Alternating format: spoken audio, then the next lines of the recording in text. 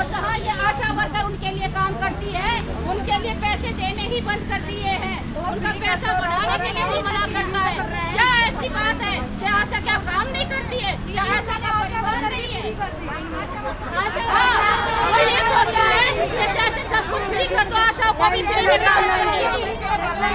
सारी बहनों को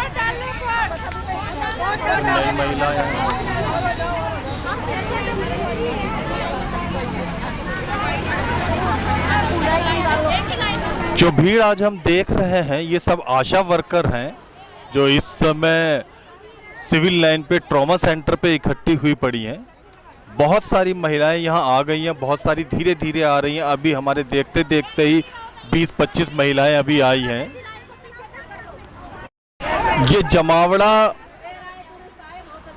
उन आशा वर्करों का है जो अपने लिए इंसाफ मांगने, सिर्फ मामूली सा वेतन मांगने के लिए ये यहाँ मौजूद है।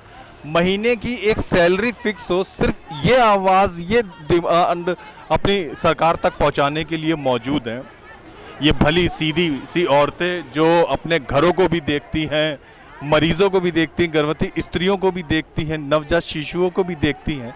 ये सारी महिलाएं यहाँ पे सिर्फ अपने एक ही मांग कह रही हैं कि हमें भी और कर्मचारियों की तरह मासिक एक सैलरी मिलनी चाहिए, एक मंथली सैलरी मिलनी चाहिए। ताज़ा खबर के दर्शकों का स्वागत है, देशवासियों का स्वागत है, भारतवासियों का स्वागत है। सिविल लाइन में ट्रॉमा सेंटर के पास हम मौजूद हैं जहां पे ये इतनी सारी आशा वर्करों ने आज धरना प्रदर्शन किया हुआ है, अपनी आवाज़ बुलंद कर रही हैं, सरकार के कानों तक अपनी आवाज़ लाना चाहती हैं। सिर्फ इनकी एक ही डिमांड है कि इनको एक मंथली सैलरी मिलनी चाहिए। दर्शकों, फैक्ट्रियों में, ऑफिसों में काम करने वाली कोई महिला सफाई कर्मचारी भी होती है तो भी महीने की पहली तारीख को उसे एक सैलरी मिलती है। फैक्ट्रियों में, प्राइवेट किसी नौकर ऑफिसों में, किसी कोठियों में काम करने वाले व्यक्ति, किसी महिला की भी एक सैलरी होती है। इन लोगों की, ये जो आप देख रहे हैं, इनकी कोई सैलरी नहीं होती। दिल्ली में ढेर सारी अनाधिकृत कॉलोनियों में रहने वाली, छोटी मोटी झुग्गी बस्तियों में रहने वाली जो औरतें होती हैं, जिन गर्भवती स्त्रियां जो होती हैं और उनके जो नवजात शिशु होते हैं, उनकी रक्षा का, उनकी देखभाल का काम इन महिलाओं का है।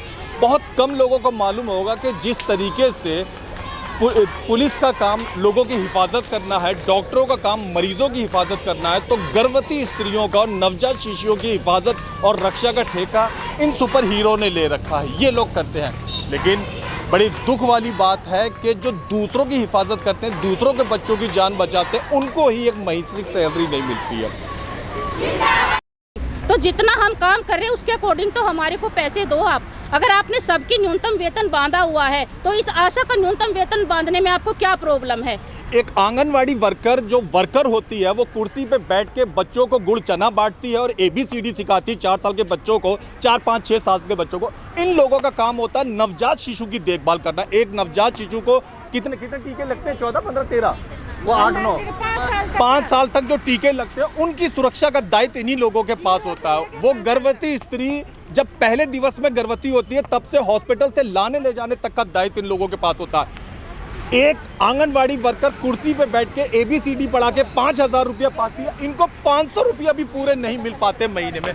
आपके वेतन को जोड़ जाड़ के जो बनाता जाता है उसमें कितना हिसाब किताब बैठ जाता है? देखो, सबका अलग अलग का है, पॉइंटों के हिसाब से है। जी। अगर किसी आशा ने पूरे पॉइंट किए हैं तो 3,000 रुपया हमारा सरकार ने बांधा हुआ है। 3,000 तब है जब आप काम करेंगे, जब भी हम काम करेंगे। अगर हम वहाँ रह करके काम जैसे कर रहे अन्य हैं, लोगों को सुविधा मौजूद है कि वो काम पे जाए ना जाए, महीने की सैलरी उनके पास आ जाती है। आप लोगों को ऐसा नहीं है। ऐसा हमारे साथ कुछ भी नहीं है। अगर हम महीने में काम कर रहे हैं तो हमें 3,000 रुपए मिलेंगे। उन पे भी पॉइंट बांधे हुए हैं। अगर डिलीवरी हुई, प्रॉपर्टी लगी, हमने और काम किया, बच्चों के टीकाकरण किया, तब जाके के जो पॉइंट बनते हैं तो हमें वो 3,000 रुपये प्लस उसके ऊपर जो इंसेंटिव है वो हमें मिलेगा, अन्यथा हमें वो भी नहीं मिलेगा। तो हमारी कुछ बहनें तो ऐसी हैं कि वो घर को भी देखते हैं, बाहर भी देखती है, तो उनका ये बनना बहुत मुश्किल है। कहीं कहीं ये भी बोला जा रहा है कि भाई आपका तो सही बन रहा है, औरों का क्या है। तो हम ये कहते हैं कि बहनें तो हमारी ही है ना, हमें लड़ाई तो सबके लिए लड़नी है। और ये कोई नाजायज लड़ाई हम नहीं लड़ रहे हैं। अगर हम नाजायज लड़ाई लड़ रहे हैं तो हमें आकर के एक बार कह दो कि ये जायज़ नहीं है, नाजायज है, हम बिल्कुल बैठ जाएंगे। मगर सरकार ये भी तो देखे ना कि ये क्या समय चल रहा है। हमें दिल्ली में लगभग 1-1.25 लाख के आसपास में आशा वर्कर है, सबके इसी जुल्म सितम का शिकार हो सब ऐसे ही परेशान है, सभी ऐसे ही परेशान। कुल मार के बोलो 4000 से 8000 के बीच में झूलती इसी बीच में होती है, इसी बीच में होती है। राजबाला जी, कोरोना काल जब था, जब वो लाल रंग के पर्चे लगाए जा रहे थे घरों पे, तो मैंने सुना बड़ा आप लोगों का विरोध होता था, बड़ा जनता आप लोगों से लड़ने आ गई थी। उन कष्टों के विषय में हम चाहते हैं कि आप बताएं दर्शकों को। उस समय हमारा बहुत विरोध हुआ, जैसे भी हमें वो पर्चा लगाने के लिए जाते थे तो लोग धक्के मारते थे और हमें गालियां भी देते थे आगे, क्योंकि लड़ने लग जाते थे। इस आशा ने हमारे दरवाजे पर ये पोस्टर लगा दिया और उस समय के सामने लग गया तो हमें समाज में हम बदनाम हो जाएंगे। उस दौर में रह के हम आशाओं ने काम किया है और डिस्पेंसरियों से इतना प्रेशर आ जाता था, ये काम अभी करके देना है, हम तुरंत करते थे, हमने कोई दिक्कत नहीं है। दवाइयाँ बांटनी, उनको सारे ऑक्सीमीटर देना, उनका बीपी वेट सारा हम न करना पड़ता था। जब बांटे जा रहे थे, जिस समय ऑक्सीमीटर बांटे जा रहे थे, लोगों की सांसों को देने के लिए या उनकी सांसें थम ना पाए उसके लिए ये लोग ऑक्सीमीटर, और हमें जी जब दवाएं लोग कोरोना के समय में घरों में थे, ये वो औरतें थी जो दवाएं उस समय देने जाती थी। लोग कोरोना पेशेंट के पास नहीं जाते थे, ये उनकी गलियों में, उनके घरों में, उनके दरवाजों पे जाती थी। उस समय हमारे प्रोटेक्शन के लिए मास्क और जो है सरकार ने एक पूरी किट देने का वादा करा था कि नहीं दिया, पूरी किट नहीं दी, पीपी किट नहीं, पीपी किट मिली है, नहीं हैंड वॉश हमें दिया जाता था, सारा मास्क तक नहीं हम अपने खर्च। क्राई नाम की सबसे बड़ी संस्था ने इन लोगों के लिए वाकई कई सारे किट निकाल के दी थी, लेकिन वो भी कई एनजीओ के द्वारा सही मुकाम पे लोगों के पास पहुंच भी नहीं पाई। एम्बुलेंस हम बुलाते थे, कोरोना पेशेंट जो होता था उस समय तो हमने इतना काम किया, हम सुबह से हम लगे ही रहते थे। इसके अलावा भी बहुत सारा काम होता, हमने इतने लोगों की नासा बहनों ने हमारियों ने जान बचाई है। अगर वो हॉस्पिटल में जाते तो बिल्कुल उनको ऑक्सीजन की कमी से उनकी जरूर डेथ हो जाती, लेकिन हमने उनको समझाया, उनको घरों में दवाइयाँ खिलाई, उनके खाने पीने तक का भी हमने इंतजाम किया। जब रेड जोन हो जाता था, हम लोगों के घर की सब्जियां, दूध तक हम ले आकर उनके घर के सामने रख के जाते थे। बिल्कुल सर, खाने का आप लोगों का काम नहीं था, वो भी नहीं था, लेकिन हमने वो भी किया क्योंकि उनका लॉक लग जाता था, वो बाहर नहीं जा पाते थे, उनके रिश्तेदार नहीं थे, वो हमें फोन करते, बहन जी हमारे घर का सब्जी खत्म हो गई है, हमारे घर का दूध खत्म हो गया, हमारा बच्चा दूध के बगैर रो रहा। हमने अपने घरों से भी लोगों को राशन बांटा है, हमने अपने टंकी थी हमारी अनाज की, हमने उनमें से भी निकाल कर लोगों को राशन हमने बांटा है अपने पैसों से। और इतना करते करते भी सरकार हमें इतना नज़रअंदाज कर रही है, अनदेखी हमारी कर रही है हमारे काम की। और हम अपने देश से प्रेम करते हैं, हम अपने देश के लिए काम करना चाहते हैं और हमारी मांगे जो है पूरी होनी चाहिए। हमारी मांगे पूरी करो, हमारी मांगे पूरी करो, हमारी मांगे पूरी करो। और कोरोना वाले हो गए, उनका ना कोरोना टेस्ट तक नहीं हुआ, ये हमारी बहनें अपने बारे में बताना चाहती हैं। मैं बता दूं जी, आंगनवाड़ी वर्करों को तो आमतौर पे लोग बाग जानते हैं, लेकिन आशा वर्करों को थोड़ा कम जानते हैं। उसकी सिर्फ एक वजह है कि इन लोगों के साथ गर्भवती स्त्री और नवजात शिशु शब्द जुड़ जाते हैं जिसकी देखभाल करती है। ये शब्द हमारे समाज में थोड़े से मामूली तौर पे अटपटे तौर पे लिए जाते हैं, इस वजह से इनकी उतनी रौनक नहीं होती है। लेकिन बच्चों की जान बचाने का काम दिल्ली में वाकई जो गरीब लोग हैं, मिडिल क्लास लोग हैं, झुग्गियों में रहते हैं, अनाधिकृत कॉलोनियों में रहते हैं, छोटी कॉलोनी में रहते हैं, उनके बच्चों की जान बचाने के लिए लोग जाती है। क्या काम करती है मूलतः आशा वर्कर बच्चों के लिए, जो नवजात शिशु के लिए लोग नहीं जानते, आप बताइए। नवजात शिशु को जब माँ गर्भवती होती है, जैसे उसका हमको पता चलता है कि माँ गर्भवती हुई है, तो उसको जल्दी से जल्दी उसका रजिस्ट्रेशन करवाते हैं। 20 साल पहले ढेर सारी गर्भवती स्त्रियों की मौतें हो जाती थी लापरवाही की वजह से। जब से आशा वर्करों का गठन हुआ तो पता चला है कि मौतों का दर 0% के आसपास, मतलब 1% के आसपास में पहुंच गया। नहीं सर, 0 हो गया, 0 के आसपास हो गया ना, हो गया। आप अपने उन कारनामों के विषय में बताइए। सर, वो कारण ये है कि हम लोग टाइम टू टाइम उन लोगों का फॉलोअप करते हैं और टाइम से उन लोगों को हॉस्पिटल पहुँचाते हैं। जब हॉस्पिटल पहुँचाते हैं तो डॉक्टरों की देखरेख में उनका प्रसव होता है, इस कारण नवजात शिशु की भी को बचाया जा सकता है और गर्भवती महिलाओं को भी बचाते हैं। कोई अनाधिकृत कॉलोनी की रहने वाली है? यही सर, कहाँ रहती है? सर मैं तो नारायण में रहती हूँ। निहाल विहार वगैरह टाइप के इलाकों की कोई है? सर मैं अपने ऊपर कुछ बीती है वो सर मैं अपनी आप बीती बता रही हूँ। जब सर कोरोना की पहली लहर आई थी तो हमारे हस्बैंड की तबीयत बहुत ज्यादा खराब थी। हमारी डिस्पेंसरी में कोविड टेस्ट वाली टीम भी आई हुई थी। क्या नाम है आपका? मेरा नाम गीता दीक्षित है। तो मैं कोरोना टेस्ट की टीम भी आई हुई थी। मैं अपने हस्बैंड को जब लेके वहाँ पहुँची तो वहाँ जो टीम टेस्ट करने के लिए उस समय 4500 का टेस्ट हो रहा था। तो जब मैं अपने हस्बैंड को लेके वहाँ पहुँची तो टेस्ट टीम ने ये बोला कि हाँ, आशा वर्कर के किसी भी परिवार के मेंबर का कोविड टेस्ट नहीं किया जाएगा। ये केजरीवाल सरकार ने बोला हुआ है, ये डायरेक्ट मुझे बोला। उस समय मेरे हस्बैंड की इतनी तबीयत खराब थी कि वो खड़े तक नहीं हो पाते थे। सर मैं जानती हूँ कि उस समय मेरे ऊपर क्या बीत रही थी। हम दुख में आपके साथ हैं, सारा मीडिया आपके साथ है, सारा समाज आपके साथ है। वो लोग जिनके बच्चे आप लोगों की वजह से अच्छे स्वस्थ इस समय खेल कूद रहे हैं, वो सब लोग सर उस समय पैसों की भी इतनी दिक्कत आ रही थी और उसमें 4,500 रुपए हमारे लिए देना हमारे लिए पॉसिबल नहीं था। लेकिन फिर भी हमने किसी भी तरह करके 4,500 रुपए प्लस टेस्टिंग के दिए, प्लस जब उसने घर आके टेस्ट किया उसके भी 1,000 रुपए उसने लिए, इस तरह 5,500 रुपए गए। सर जब दोबारा रीटेस्ट करवाने के लिए हमने कहा कि हमें रीटेस्ट भी करवाना है, तभी टेस्ट टीम ने कहा कि जिसका एक बार पॉजिटिव हो चुका है उसका रीटेस्ट नहीं करवाया जाएगा। सर उस समय भी हमने पैसे खर्च, इस तरह हमने कम से कम 10,000 रुपए खर्च किए। कार वाले हो गए, उनका ना कोरोना टेस्ट तक नहीं हुआ। ये हमारी बहनें अपने बारे में बताना चाहती हैं। मैं बता दूं जी, आंगनवाड़ी वर्करों को तो आमतौर पे लोग बाग जानते हैं, लेकिन आशा वर्करों को थोड़ा कम जानते हैं। उसकी सिर्फ एक वजह है कि इन लोगों के साथ गर्भवती स्त्री और नवजात शिशु शब्द जुड़ जाते हैं जिसकी देखभाल करती है। ये शब्द हमारे समाज में थोड़े से मामूली तौर पे अटपटे तौर पे लिए जाते हैं, इस वजह से इनकी उतनी रौनक नहीं होती है। लेकिन बच्चों की जान बचाने का काम दिल्ली में वाकई जो गरीब लोग हैं, मिडिल क्लास लोग हैं, झुग्गियों में रहते हैं, अनाधिकृत कॉलोनियों में रहते हैं, छोटी कॉलोनी में रहते हैं, उनके बच्चों की जान बचाने के लिए लोग जाती है। क्या काम करती है मूलतः आशा वर्कर बच्चों के लिए, जो नवजात शिशु के लिए लोग नहीं जानते, आप बताइए। नवजात शिशु को जब माँ गर्भवती होती है, जैसे उसका हमको पता चलता है कि माँ गर्भवती हुई है, तो उसको जल्दी से जल्दी उसका रजिस्ट्रेशन करवाते हैं। 20 साल पहले ढेर सारी गर्भवती स्त्रियों की मौतें हो जाती थी लापरवाही की वजह से। जब से आशा वर्करों का गठन हुआ तो पता चला है कि मौतों का दर 0% के आसपास, मतलब 1% के आसपास में पहुंच गया। नहीं सर, 0 हो गया, 0 के आसपास हो गया ना, हो गया। आप अपने उन कारनामों के विषय में बताइए। सर वो कारण ये है कि हम लोग टाइम टू टाइम उन लोगों का फॉलोअप करते हैं और टाइम से उन लोगों को हॉस्पिटल पहुंचाते हैं। जब हॉस्पिटल पहुंचाते हैं तो डॉक्टरों की देखरेख में उनका प्रसव होता है, इस कारण नवजात शिशु की भी को बचाया जा सकता है और गर्भवती महिलाओं को भी बचाते हैं। कोई अनाधिकृत कॉलोनी की रहने वाली है? यही सर कहाँ रहती है? सर मैं तो नारायण में रहती हूँ। निहाल विहार वगैरह टाइप के इलाकों की कोई है? सर मैं अपने ऊपर कुछ बीती है वो सर मैं अपनी आप बीती बता रही हूँ। जब सर कोरोना की पहली लहर आई थी तो हमारे हस्बैंड की तबीयत बहुत ज्यादा खराब थी। हमारी डिस्पेंसरी में कोविड टेस्ट वाली टीम भी आई हुई थी। क्या नाम है आपका? मेरा नाम गीता दीक्षित है। तो मैं कोरोना टेस्ट की टीम भी आई हुई थी। मैं अपने हस्बैंड को जब लेके वहाँ पहुँची तो वहाँ जो टीम टेस्ट करने के लिए, उस समय 4,500 का टेस्ट हो रहा था।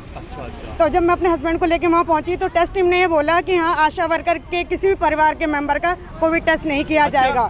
ये केजरीवाल सरकार ने बोला हुआ है, ये डायरेक्ट मुझे बोला। उस समय मेरे हस्बैंड की इतनी तबीयत खराब थी कि वो खड़े तक नहीं हो पाते थे सर।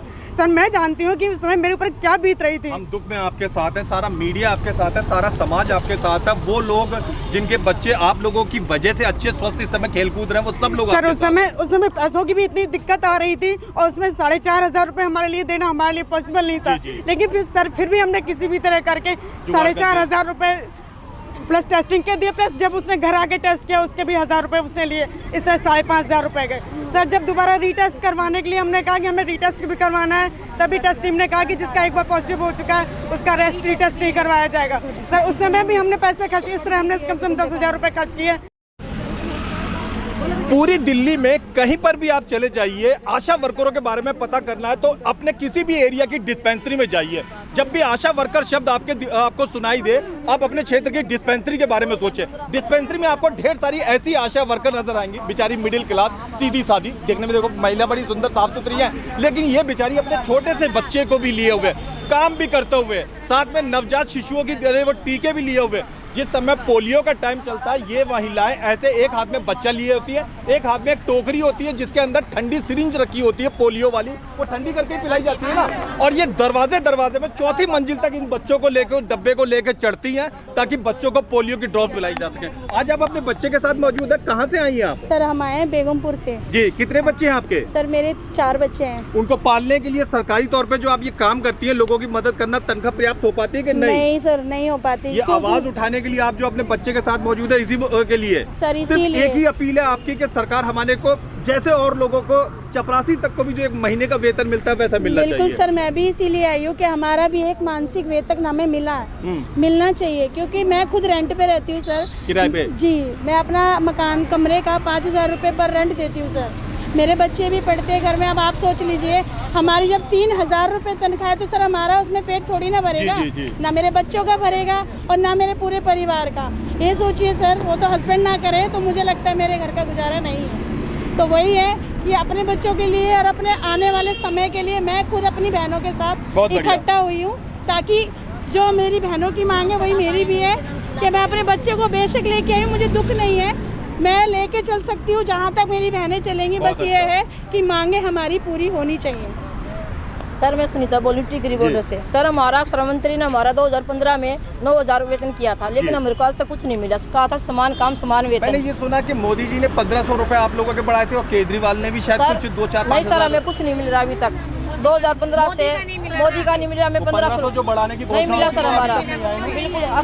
सर बोला था श्रम मंत्री ने समान काम समान वेतन, वो पैसा कहाँ गया हमारा, आज तक क्यों नहीं मिल रहा हमें। आशा वर्कर केंद्र सरकार का प्रोजेक्ट है, लेकिन उसे राज्य सरकारें संचालित करती हैं। सर हमारे पास ये देखो सर, हमारे पास ये इसका लिखा हुआ ये भी देखो, अखबार का बिल्कुल फ्रंट है ये हमारी। हाँ, इस खबर के मुताबिक, पुरानी खबर है, इसके मुताबिक ये है कि दिल्ली सरकार ने अभी मुश्किल से 9 महीने पहले घोषणा करी कि मजदूरों को, लेबर को, हर पिछड़े तबके को, गरीब तबके को मिनिमम 9,000 रुपया तो सैलरी मिलेगी। लेकिन वो सैलरी मजदूरों को मिलने के लिए सरकार राजी है, बिजली के मिस्त्रियों को ठीक करने के लिए, मकानों को बनाने वाले बेलदारों को देने के लिए राजी है, लेकिन वो कूड़ा उठाने वालों को कल 7 सितंबर को हुआ था, उसके बाद मेरे साथ इतना बुरा बिहेव हुआ था। पड़ोसी भी, यहाँ तक कि पड़ोसियों ने सिविल डिफेंस वालों को कॉल कर दिया पुलिस में कि ये आशा बाहर अभी भी घूम रही है, जिसमें मैं बाहर नहीं गई।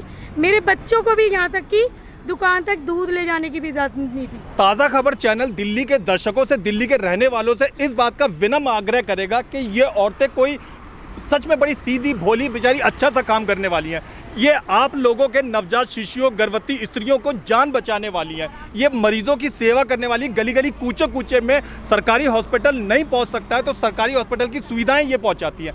इनको अगर सरकार पैसे नहीं दे रही है तो चलो ये झेल रही हैं, लेकिन कम से कम सम्मान देना हमारा समाज का, लोगों का फर्ज बैठता है। अगर हम इनको कुछ और नहीं दे सकते, इनको चाय नहीं पिला सकते घर के दरवाजे पे, तो कम से कम इनको इज्जत देना, इनके साथ तमीज से पेश आना तो इनका हक बैठता है। ये इन औरतों का, ये गुलाबी कोट पहनी हुई औरतों का, ये अपने छोटे बच्चों को घर छोड़ के आप लोगों के दरवाजे पे पहुंचने वाली औरतों का, कम पैसे में बेचारी गुजारा करने वाली औरतों का ये हक है कि उन्हें इज्जत तो समाज में मिलनी चाहिए। आशा बहने मैं अभी बोलना चाहूँगी। जी जी सर, मैं केवल पार्क डिस्पेंसरी से हूँ, मेरा नाम सविता है। उत्तम नगर की तरफ? नहीं, ये आदर्श नगर। अच्छा अच्छा। तो सर ये पिछले साल है ना, मेरे 2 बच्चे छोटे छोटे हैं, ज़्यादा बड़े नहीं। एक तो 2 साल का था सर, पिछले साल तो वो 1 ही साल का था।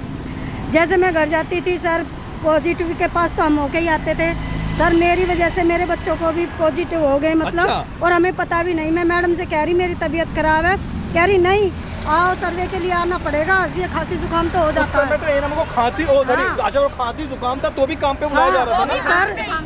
टेस्ट कराया गया, मैं पॉजिटिव पाई, मेरे बच्चे भी पॉजिटिव पाए सर। अपने लिए दुख लिया सर। मेरा बच्चा ना बहुत कमजोर है, छोटे वाला, 1 ही साल का था सर। मैं उस टाइम मेरे आंखों में आंसू आ गए थे पॉजिटिव का नाम सुन के, और हमें ना रिपोर्ट तक नहीं बताई। 2-3 महीने बाद हमें रिपोर्ट बताई कि बच्चे कैसे हैं। बच्चे कैसे नहीं पूछा है, कह रहे तुम्हारी पॉजिटिव थी रिपोर्ट। अब तुम्हारे बच्चे कैसे हैं? ठीक है, दोनों बच्चे ठीक है। हाँ, बिना दवाई सर, बिना दवाई में ठीक हुई। हमें पता ही नहीं, हमारी रिपोर्ट नहीं दी गई। बहुत से लोगों को ऐसा हुआ कि बिना बताए वो ठीक हो गए थे। बिना बताए हम ठीक हो गए। सविता, तुम्हारे साथ वाकई बड़ी दुख भरी घटना भी थी, वाकई सारे समाज सर। उसी टाइम में काम पे गई, उठ के बिस्तर में से, मेरे को भी नहीं पता था मेरे को कोरोना है। मैं सोच रही खांसी जुकाम है, वो तो बाद में पता चला ना कि मेरे को था। मैंने कहाँ से हो सर? मैं बेगमपुर से प्रतिभा आशा वर्कर। अच्छा प्रतिभा, तुम्हारे एरिया में बेगमपुर में कहाँ रहती हो? सर नॉर्थ वेस्ट में रहते हैं, बेगम बिहार में भी। बेगम बिहार में तो सड़कों का बड़ा बुरा हाल है तुम्हारा। वो आने जाने वाला रोड तो 1 किलोमीटर तक पूरा भरा पड़ा हुआ, वहाँ से तो काफी पानी भरा हुआ है। हमें पानी से, वहाँ से तो आशा वर्कर को चप्पलों को भीगते हुए, शलवारों को भीगते हुए निकल के आना पड़ रहा है। बैटरी रिक्शा वाले आने से मना कर देते हैं, सारे मना कर देते हैं। और जो किराया नॉर्मली 10 रुपये, रिक्शे वाले 20 रुपये लेते थे, वो उसका डबल कर दिया गया है। 20 रुपया कर दिया है? हाँ जी, 20 रुपया कर दिया गया है। और हमारा एरिया दूर एरिया में पड़ता है, काफी दूर है, जिससे हमें पैदल में जाते हैं तो हम पानी में। तुम्हें क्या क्या परेशानी का सामना करना पड़ रहा है? हमें पानी भरा है हमारे एरिया में, उसका परेशानी होती है। दूसरा सर, हमें बार बार उसी एरिया में भेजा जाता है कि अपना एरिया कवर करके आओ, और जब भी बुलाया जाता है, अर्जेंट फ़ोन किया जाता है, जब भी हमें बुला लिया जाता है। जो भी दिल्ली में आशा वर्कर हमारी आवाज़ सुन रही है, इनकी आवाज़ सुन रही है, तो मैं उनसे निवेदन करूंगा कि आप लोगों को, आप बहनों को इनके साथ के लिए ज़रूर आना चाहिए।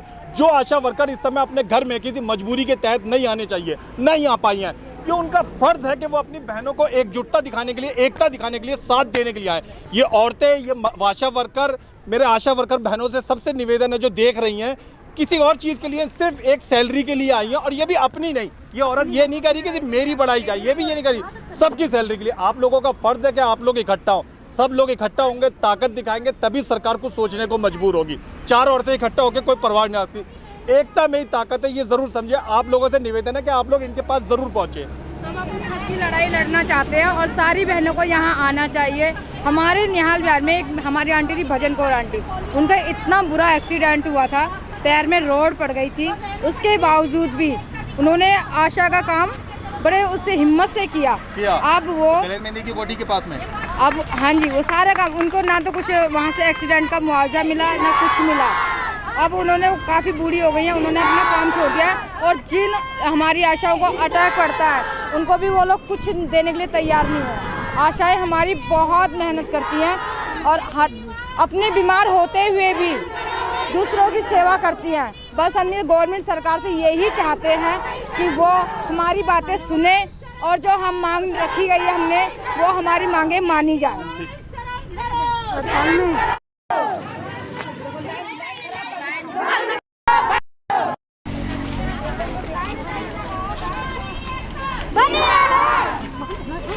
जिंदाबाद जिंदाबाद।